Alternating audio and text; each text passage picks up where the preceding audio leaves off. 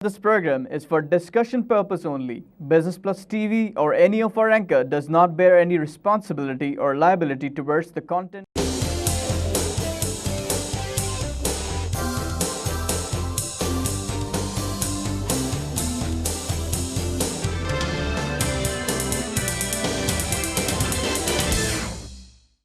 नाज़रीन, welcome to the market show. मैं हूं अली नासिर। आज जिस मौजू के ऊपर जनाब वाला हम गुफ्तगू करेंगे वो है हमारे मुल्क के इकनॉमिक इंडिकेटर्स और उसके साथ बजट के ऊपर जोड़कर गुफ्तगू करेंगे।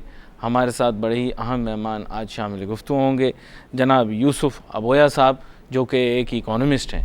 वेलकम करूँगा आपको यूसुफ साहब।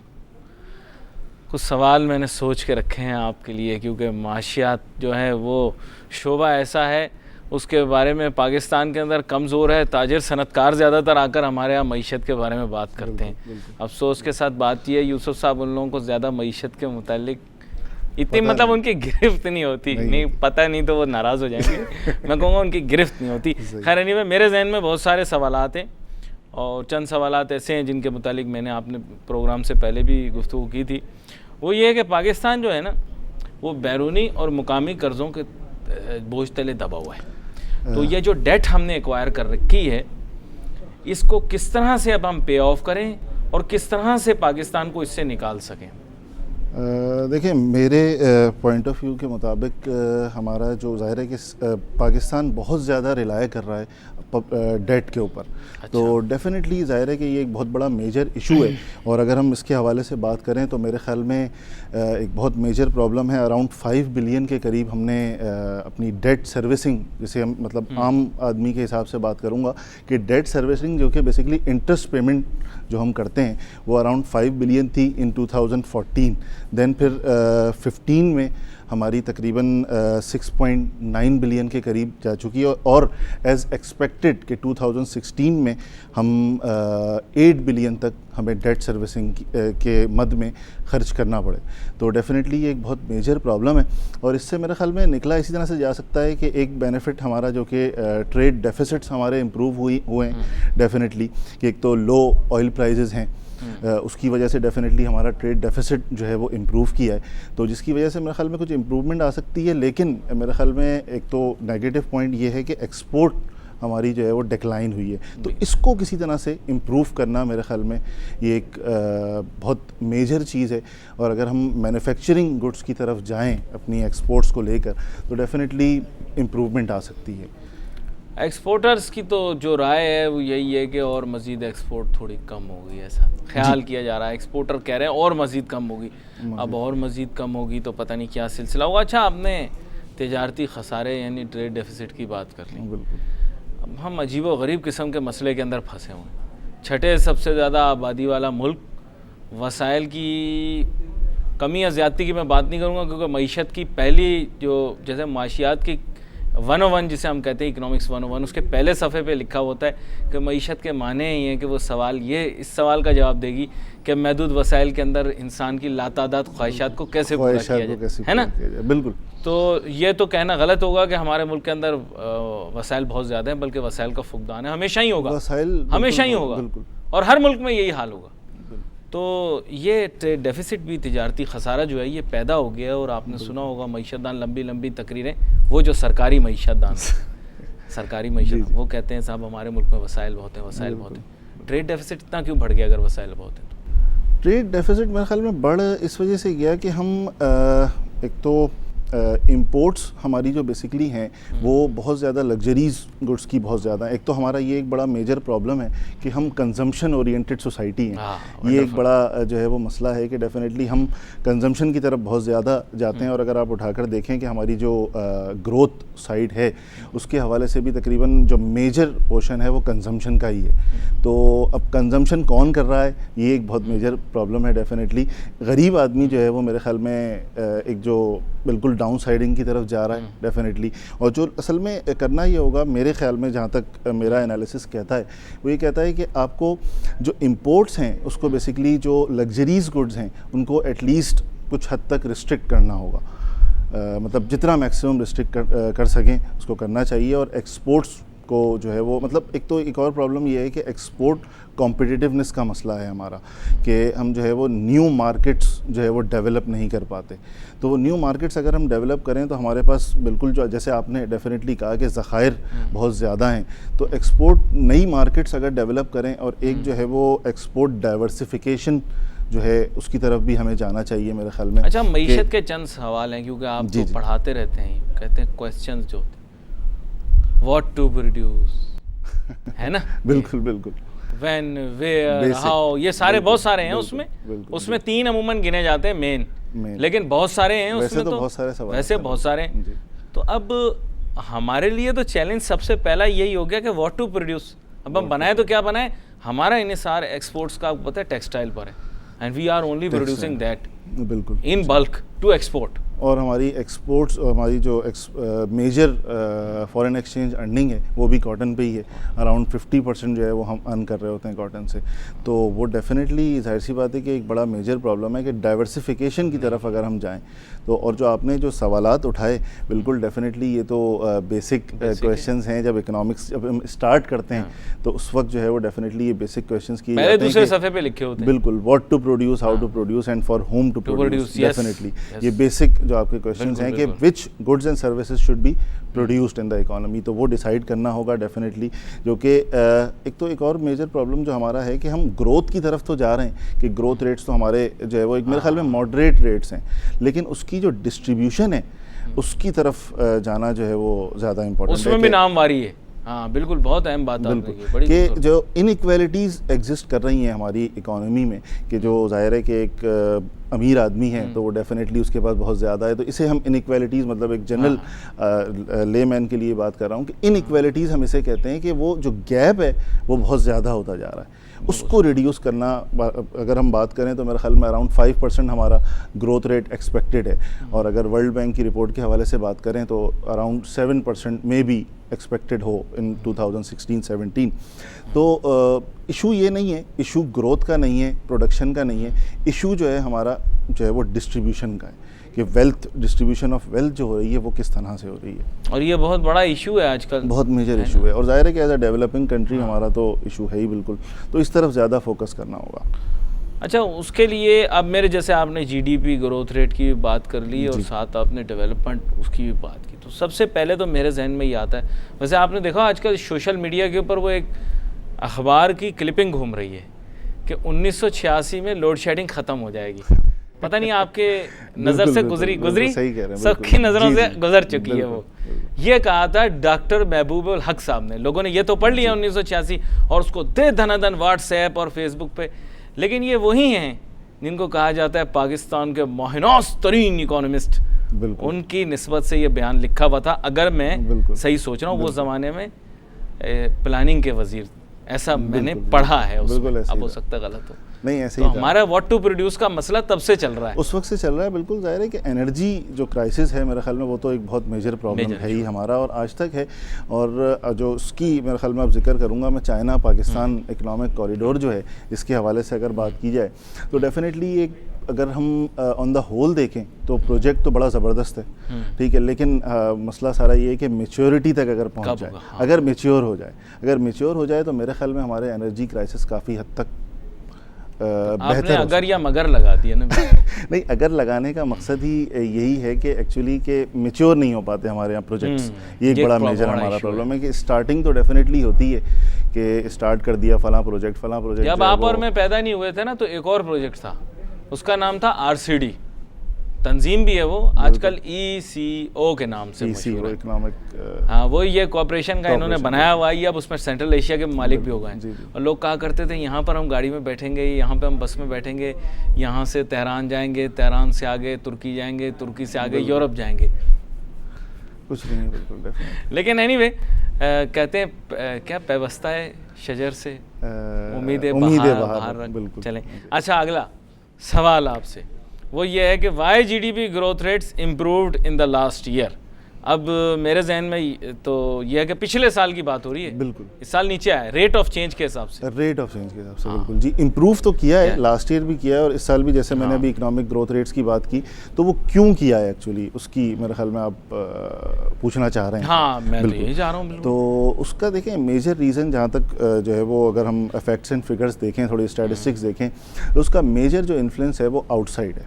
आउटसाइड मींस के रेमिटेंसेस बहुत ज़्यादा इम्प्रूव किए हैं हमारे, जिसकी वजह से। और दूसरा जो है वो इन्फ्लेशन जो हमारा बहुत कंट्रोल में है, उसका रीज़न जो है वो लोग शायद समझ रहे हैं मेरे ख्याल में महंगाई बहुत कम हो गई है, लेकिन एक्चुअली उसका रीज़न जो है वो ग्लोबली जो हमारी जो प्राइजेज़ हैं सारी गुड्स एंड सर्विसेज की, वही डिक्लाइन की है। तो उसका एक मेजर, यानी कि जो कहना चाहिए कि जो इकोनॉमिक ग्रोथ पे जो इफ़ेक्ट्स आए हैं वो एक्चुअली आए हैं आउटसाइड इन्फ्लुएंस, मतलब एक्सटर्नल इन्फ्लुएंसेस ज़्यादा हैं बनिस्बत इसके कि इंटरनल जो हमारी इन्वेस्टमेंट्स वगैरह अगर जो हम देखें प्राइवेट सेक्टर की, वो एज सच इम्प्रूव नहीं हुई है। यानी थोड़ा सा लोग इसमें भी थोड़े समझ नहीं पाते बात को। जब इन्फ्लेशन कम होने का आप जिक्र कर रहे हैं तो इसका बुनियादी मकसद ये है कि इन्फ्लेशन है लेकिन उसका रेट पहले की निस्बत कम है, यही कहने का मकसद है। बिल्कुल, इन्फ्लेशन का मतलब ही यही है कि डेफिनेटली कि rise in the general price level, बिल्कुल डेफिनेटली। तो वो जब बात करते हैं तो उसका मतलब ये है कि बढ़ तो रही है लेकिन बढ़ने की एक्चुअली रफ्तार जिसे हम कहेंगे वो कम हो गई है। हाँ, और वो भी उस बास्केट की जो ये लोग कंसिडर कर रहे हो, जो ये लोग, जाहिर बात है आप मईशत दान है, आप अगर वो सस्टेनेंस के लिए कोई और बास्केट तैयार कर लेंगे जिसमें आप न्यूट्रिशन के लिए कुछ और, क्योंकि वो कुछ WHO का भी इसमें अमल दखल आ गया, वो न्यूट्रिशन के हिसाब से कुछ कैलकुलेट। बिल्कुल डेफिनेटली कि एक जो जनरल लेमैन है, एक ज़माने में जाहिर है कि जो स्टेट बैंक के लोग हुआ करते थे कि वो मार्केट्स को विजिट किया करते थे बाकायदा, कि लोगों की जो एक्चुअली जो है वो रिक्वायरमेंट्स क्या हैं, और जो जनरल प्राइस लेवल है वो जनरल प्राइस लेवल जो कि कंज्यूमर प्राइस इंडेक्स से निकलता है, जो कि आपका एक बास्केट होती है गुड्स एंड सर्विसेज की डेफिनेटली। तो वो अब एज अ लेमैन वो किस तरह से वो आइडेंटिफाई करना, वो एक डिफ़िकल्ट टास्क है डेफिनेटली, कि वो जो बेसिक ज़रूरियात हैं उस पर कितना एक्सपेंस कर रहे हैं लोग, उसको जो है वो डेफिनेटली जो पुराना जो है हमारा चला आ रहा है कंज्यूमर प्राइस इंडेक्स, उसी पे हम जो है वो नया इंडेक्स जो है वो कंस्ट्रक्ट कर देते हैं। अच्छा, मेरे जहन में एक और सवाल भी है जी। बात ये है कि इसमें फूड और नॉन फूड का बहुत बड़ा झगड़ा है। बिल्कुल, फूड डायरेक्ट हमारा कमोडिटीज़ रिलेटेड है, चलो ठीक है, लेकिन अब नॉन फूड के अंदर बहुत सारे सिलसिले बनते हैं। बिल्कुल, और आम जिंदगी के अंदर बहुत सारी चीज़ों की ज़रूरियात होती हैं, कुछ टेंजिबल कुछ इंटेंजिबल जी। तो अब उसके बारे में, हिसाब के बारे में मेरे जहन में बहुत अभाम है, कंफ्यूजन है। I will be very Frank, मैं इनके बास्केट ऑफ गुड्स के साथ भी इतना ज़्यादा एग्री नहीं करता, क्योंकि जो साबुन का इंतखाब इन्होंने किया है कि जी वो साबुन ख़रीदेंगे, मुझे क्या पता मैं वो ख़रीदूँ कि ना ख़रीदूँ। और एक रोटी खाने वाले मुल्क के अंदर अगर आप मेरी इंटेक के अंदर चावल रख दें क्योंकि चावल सस्ते हो गए, बिल्कुल, तो वो भी लॉपसाइडेड हो जाएगा। वो भी कैलोरी काउंट है ना उसमें, मेरे ख्याल कैलोरी काउंट एक बनाते हैं मतलब फूड इन्फ्लेशन के अंदर कि ये इतना मिनिमम जो है वो, बिल्कुल उसकी बात कर रहे हैं। तो आप इसके बारे में क्या कहना चाहेंगे, कुछ आपके जहन में चीज़ है? मेरे ख्याल में देखिए, नॉन फूड और फूड के हवाले से जो बात है, डेफिनेटली नॉन फूड में जो चीज़ें आ जाती हैं वो एनर्जी और ऑयल इससे रिलेटेड होती हैं बेसिकली, तो उसका इफेक्ट ओवरऑल मेरे ख्याल में ऑयल प्राइसेस भी डिक्लाइन हुई हैं। तो इन्फ्लेशन जो लो हुई है वो मैंने आपसे पहले भी यही बात कही कि जो ग्लोबली जो ऑयल प्राइसेस थी उसकी वजह से लो हुई है। फूड इन्फ्लेशन एज सच जो है वो मतलब लो होने का मकसद भी यहाँ पे ये है ना कि लोग मेरे ख्याल में समझ नहीं पाते कि वो लो होने का मकसद ये है कि बढ़ तो रही है, उसकी रफ्तार एक्चुअली कम हो गई है। तो इस चीज़, यानी गाड़ी चल रही है, अपनी गाड़ी चल रही है, बिल्कुल जी, गाड़ी चल रही है, आहिस्ता नहीं हुई। अच्छा, यहाँ पर एक चीज़ मेरे जहन में है, वो ये है कि एक चीज़ का बड़ा चर्चा होता है, मुझे आज तक नहीं समझ में आई, NFC नेशनल फाइनेंस कमीशन, बिल्कुल, अब वो रिवाइज नहीं हुआ, बिल्कुल। और फिर एलोकेशन का क्या सिलसिला होगा? एलोकेशन जो हमारे यहाँ मेरे ख्याल में 70s से ये प्रॉब्लम चला आ रहा है कि जो नेशनल फाइनेंस कमीशन है उसका बेसिकली जो है वो एलोकेट करती है बजट को, ठीक है ना, on the basis of population. तो ये एक हमारा बड़ा मेरे ख्याल में मेरी उसके एनालिसिस के मुताबिक कि एक बड़ा मेजर प्रॉब्लम है। हम जो एलोकेशन करते हैं, फॉर एग्जांपल एजुकेशन है, एजुकेशन का वैसे तो हमारा जो है वो बजट बहुत कम रहता है, 2% ऑफ GDP जस्ट हम एलोकेट करते हैं। अब वो एजुकेशन की अगर मैं एग्जांपल लेता हूँ तो डेफिनेटली वो on the basis of population किया जाता है। तो वो पंजाब जो है वो डेफिनेटली मोस्ट पॉपुलस हमारा प्रोविंस है, तो डेफिनेटली उसका जो है वो ज़्यादा एलोकेशन होती है हमेशा, परसेंटेज अराउंड 60 to 65% जो है वो उसकी आबादी के हिसाब से है ना मसला। आबादी के मेरे हिसाब से आबादी के हिसाब से नहीं होना चाहिए, एक्चुअली इश्यूज़ के हवाले से होना चाहिए कि जैसे फॉर एग्जांपल पसमानगी डाल दी है ना, अब उसमें शायद मेरे ख्याल में इंक्लूड किया है डेफिनेटली, पसमानगी भी है मेरे ख्याल, और भी 2-3 फैक्टर डाले वगैरह का भी जो फैक्टर है मेरे ख्याल में, हाँ वो भी डाल दिया मैंने ऐसा सुना है। नहीं, लेकिन उस हद तक है कि कंफर्मेशन नहीं हुई है उसकी अब तक कि वो बेसिकली वो जो है वो अमेंडमेंट्स होंगी या नहीं होंगी। मेरे ख्याल में शायद समरी जो है वो प्रपोज कर दी गई है, लेकिन वो अभी कंफर्म नहीं हुआ है। अच्छा, सेंसस इस मुल्क के अंदर कभी होगा? आबादी से सेंसस होना था, पता नहीं क्या हुआ फिर उसका। सेंसस अगर होगा तो मेरे ख्याल में जो है वो उसके और ज़्यादा नेगेटिव असरात हो जाएंगे। अच्छा, वो जानबूझ के मेरे ख्याल में शायद बताया नहीं जा रहा कि एक्चुअली क्योंकि बहुत ज़्यादा राइज हो गया है हमारी पॉपुलेशन में मेरे मुताबिक। हाँ बिल्कुल, मैं खुद कहता हूँ कि तकरीबन 20 से, देखें आप इकोनॉमिस्ट जो है ना, साथ साथ नीम हकीम कहते हैं ना, नीम स्टैटिस्टिशियन भी होता है। इकोनॉमिस्ट होता है नीम स्टैटिस्टिशियन। अब बात यह कि बेसिक मैथमेटिकल कैलकुलेशन उसको आती है। अगर स्ट्रेट लाइन से मैं आपको कहूँ, और शेख रशीद साहब की बात पर यकीन कर लिया जाए 2007 या 2006 के अंदर, तब से वो कह रहे हैं यही बात कि पाकिस्तान की आबादी 18 करोड़ है। अगर इस प्री रिक्विजिट पर जाते हैं कि अब 10 साल गुजर चुके हैं, अगर हम स्ट्रेट लाइन भी पाकिस्तान की आबादी बढ़ाते हैं 3% सालाना, इन्होंने मानी 3% सालाना, यानी 30% तो उसमें आबादी में इजाफा होगा, इजाफा हो गया बिल्कुल। अब ना करते तकरीबन 6 करोड़ रुपए बन गए, 6 करोड़ रुपयों में चला जाता हूँ बार बार, 6 करोड़ लोग हो गए। वो अगर इसमें इजाफा करते 24 करोड़ सीधा सीधा है। बिल्कुल डेफिनेटली, बिल्कुल, मतलब अराउंड यही जो है वो इकोनॉमिस्ट्स का नॉर्मली और हमारे जो एनालिस्ट हैं वो यही कहते हैं कि अराउंड 24 to 25 करोड़ तक। मैं आपको थोड़ी देर रोकूंगा, यहाँ पर मुझे एक छोटी सी ब्रेक लेनी है। ब्रेक के बाद वापस आते हैं, अपनी गुफ्तगू को जारी रखते हैं। Let's take a short break.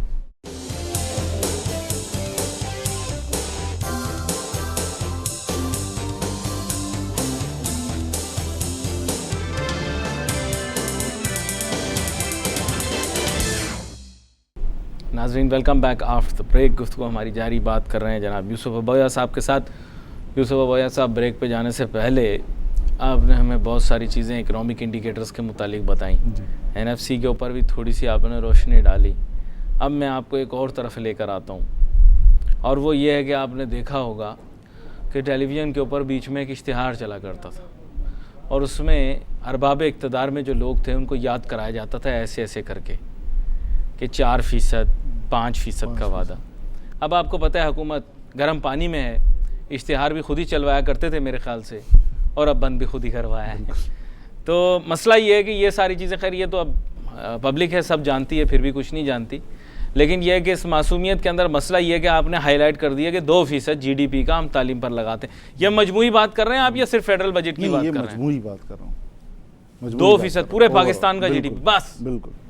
तो मुल्क तरक्की कैसे करेगा? 2% यही तो डेफिनेटली हमारा इशू है कि हम जब अगर बात करते हैं एजुकेशन की, और अगर हम अपने जो और अपने नेबरिंग कंट्रीज़ और डिफरेंट एरियाज़ की अगर बात करते हैं, जैसे लाइक सिंगापुर है, इवन जो है वो इंडिया है, तो अराउंड तकरीबन हमारा जो एनालिस्ट कहते हैं तो ये तकरीबन 4 to 6% होना चाहिए, at least 4 to 6% as a developing country. Because ऐसी बात है कि हम जो है वो एज अ डेवलपिंग कंट्री अपने आप को कंसिडर करते हैं, तो अगर हम बात करें तो 2% से एटलीस्ट कम से कम 4 to 6%। लेकिन फिर बात वहीं पे आ जाती है कि सिर्फ एलोकेशन का मसला नहीं है कि आप एलोकेशन 4% भी कर दें, 6% भी कर दें। इशू ये है कि how actually we use it, हम उसको यूज़ किस तरह करते हैं, क्योंकि ज़ाहिर है कि इकोनॉमिक्स में तो हम बात यही करते हैं ना कि लिमिटेड अपने रिसोर्सेज को एफिशिएंटली एलोकेट किया जाए। फिर जो है वो बात आ जाती है कि ख़ास तौर से रूरल एरियाज़ में जो प्रॉब्लम्स हैं एजुकेशन के हवाले से, और बहुत सारी चीज़ें, सिर्फ बजट का इशू नहीं है। बजट का तो डेफिनेटली अपनी जगह पे इशू मौजूद है कि 2% इज़ नॉट सफिशेंट, ये बात तो तय है कि एटलीस्ट 4 to 5%। लेकिन उसके बाद फिर एलोकेशन का मसला है। जैसे मैंने आपसे कहा कि NFC जो है वो नेशनल फाइनेंस कमीशन जो है ये भी बात करते हैं, तो ये भी जो है वो allocation on the basis of issues होनी चाहिए। जैसे आपने कहा कि अब उन चीज़ों को इंक्लूड कर दिया गया है और वो और ज़्यादा इंक्लूड होना चाहिए। और मेरे ख्याल में प्रॉब्लम्स की बेसिस पे, यानी कि जितनी जहाँ पे जिस सूबे में ज़्यादा पॉवर्टी है, जो इश्यूज़ हैं, उस हवाले से उसी लिहाज से जो है वो एलोकेशन होनी चाहिए।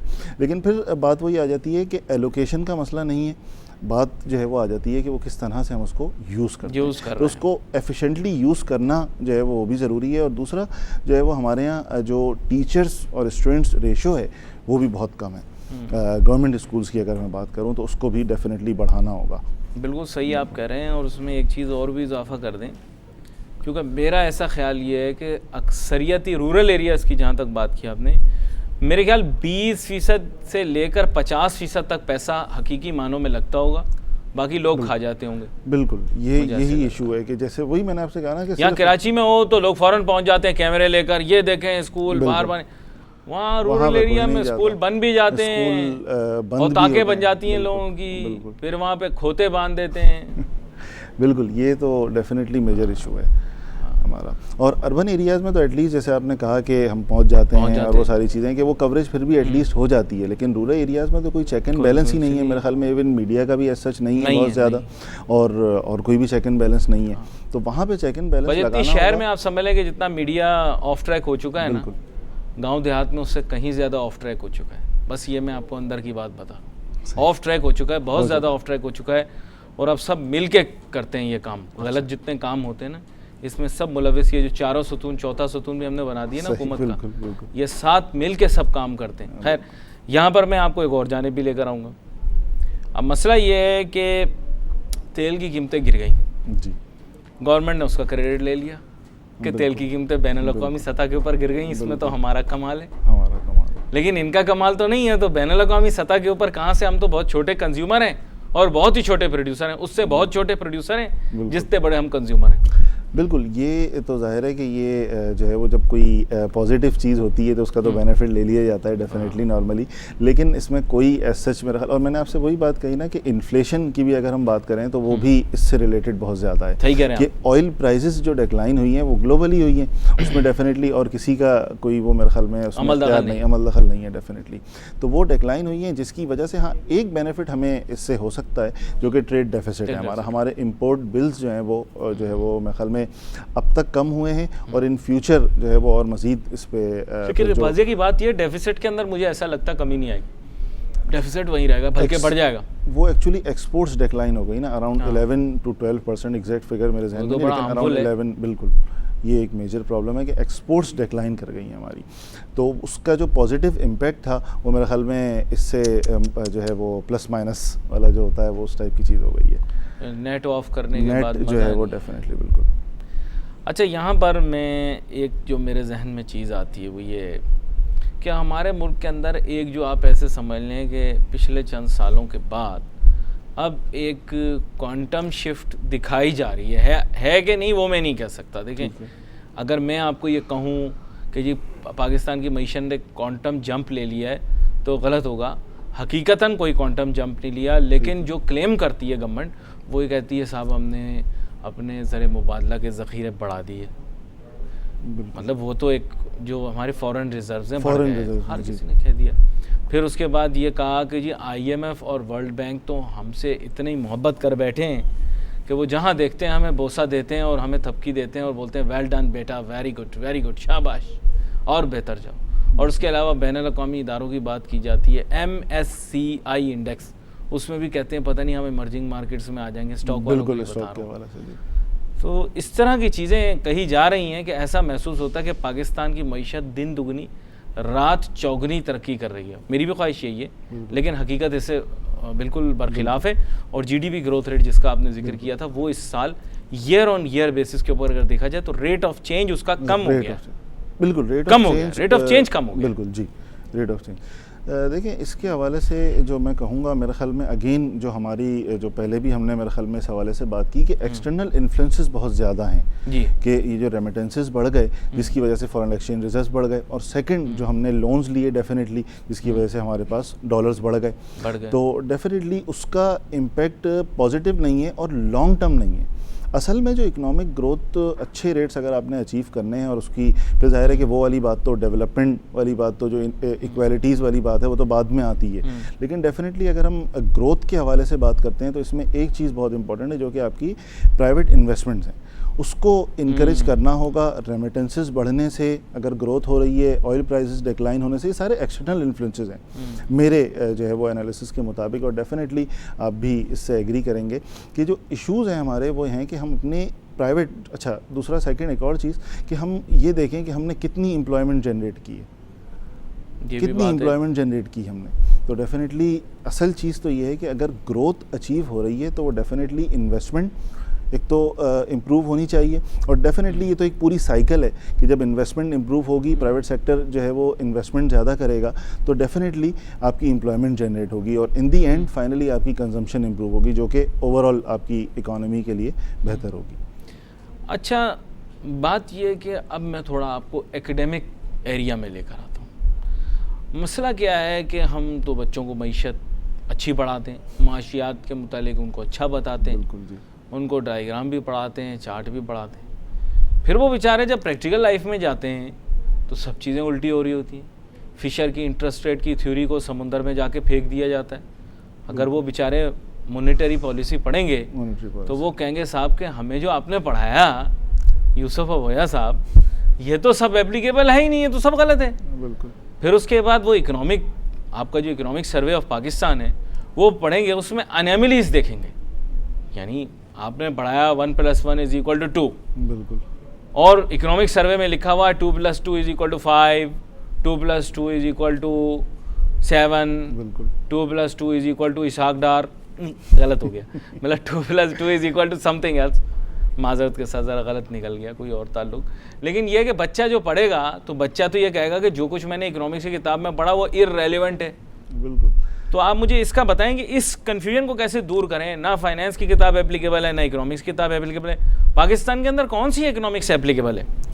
देखें, अब इसमें एक छोटी सी मैं एग्जांपल जो कि यहाँ पे कोट करूँगा वो ये है कि जैसे नॉर्मली अगर हम अपना उठा के देखें पिछले लास्ट ईयर का जो इंटरेस्ट रेट है वो डिक्लाइनिंग साइड पे जा रहा है। जी जी, बिल्कुल। अब इस वक्त जो है वो मेरे ख्याल में लोएस्ट सतह पे पहुँच चुका है, 6% अराउंड जो है वो, जो हम सुनते हैं कि डिस्काउंट रेट जो होता है नॉर्मली, तो वो सूरी तौर पे बिल्कुल आपने बिल्कुल सही बात कही डेफिनेटली कि अगर हम थ्योरेटिकली बात करें तो इंटरेस्ट रेट जब कम होता है तो हमारी इन्वेस्टमेंट्स बढ़नी चाहिए, हमारा प्राइवेट सेक्टर क्रेडिट इंप्रूव होना चाहिए। तो ये तो एक बड़ा मेजर प्रॉब्लम है, ये फेस क्लैश है ना। बिल्कुल, वो कंफ्यूज हो जाएगा। बिल्कुल, वो आपको मैं बताऊं, पढ़े लिखे फाइनेंस के प्रोफेशनल्स आते हैं हमारे यहाँ प्रोग्रामों के और ऐसी इलॉजिकल किस्म की बातें करते हैं कि मैं हैरान रह जाता हूँ।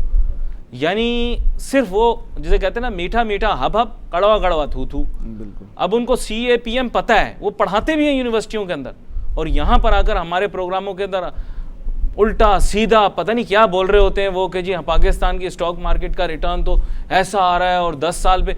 ये वही लोग हैं यूनिवर्सिटियों के अंदर हमें पढ़ा रहे होते हैं कि एरर नहीं होना चाहिए बेस ईयर के अंदर, और वही लोग बेस ईयर के अंदर एरर। ये इंटेलेक्चुअल करप्शन है मेरे नज़र। बिल्कुल, ये आप बिल्कुल सही कह रहे हैं कि जाहिर है कि अगर हम जो प्रैक्टिकल सिनेरियो, अच्छा एक और ये हमारा बड़ा अलमिया है कि जब हम जो लोग नॉर्मली पढ़ा रहे होते हैं वो ज़्यादातर जो है ना वो सिर्फ बुकिश नॉलेज की बात कर रहे होते हैं। बिल्कुल, तो एक थोड़ा सा मिक्सअप होना चाहिए। मैं ये नहीं कह रहा कि जो है वो बुकिश नॉलेज जो है वो गलत है, लेकिन डेफिनेटली उसके बगैर तो आप रह नहीं सकते। लेकिन प्रैक्टिकल भी होना चाहिए, प्रैक्टिकल थोड़ा सा जो है वो इसमें इंक्लूड करना चाहिए। एटलीस्ट जो है वो जो इंडस्ट्री में जो लोग मौजूद हैं वो जाकर जो है वो इस चीज़ को थोड़ा सा क्लेरिफाई करें। तो मैं sometimes I am really shocked, you know Yusuf sahab, sometimes I am really shocked. इनसे बहुत सारे फाइनेंशियल एनालिस्ट से बात करता हूँ, मेरे से कहते हैं यार आप बड़ी नेगेटिव बातें करते हैं। मैं बड़ा अजीब सा महसूस करता हूँ कि भाई ये क्या बोल रहे हैं, और उनको वही फैक्ट्स मैं बता रहा हूँ जो वो फाइनेंस की किताबों में पढ़ चुके हैं, और अच्छी यूनिवर्सिटियों से, टॉप के इंस्टीट्यूट से उन्होंने पाकिस्तान में MBA किया होता है और MBA फाइनेंस किया हुआ होता है, जिसमें उन्होंने पढ़ा हुआ होता है कि इन्फ्लेशन का क्या किरदार है, एडजस्टमेंट कैसे की जाती है, नॉमिनल क्या है, रियल क्या है। फिर भी वो ऐसी बच्चों वाली बातें करते हैं तो मैं हैरान रह जाता हूँ। और सिर्फ अपने 2 पैसे के फ़ायदे के लिए वो पूरी जो फाइनेंस की किताब को नलीफाई कर रहे हैं, इकोनॉमिक्स की किताब को नलीफाई कर रहे हैं। बिल्कुल, मेरे ख्याल लॉजिक नहीं बनता। ये बिल्कुल डेफिनेटली जो है वो ट्रू नॉलेज जो है वो उसको जो है वो मेरे ख्याल में प्रैक्टिकल जो चीज़ें हो रही हैं उसको बिल्कुल कम्युनिकेट करना चाहिए, और वो नॉलेज बहुत इंपॉर्टेंट है। लेकिन फिर जाहिर बात है अमेरिकन किसी वजह से किताब को भी पढ़ता है ना।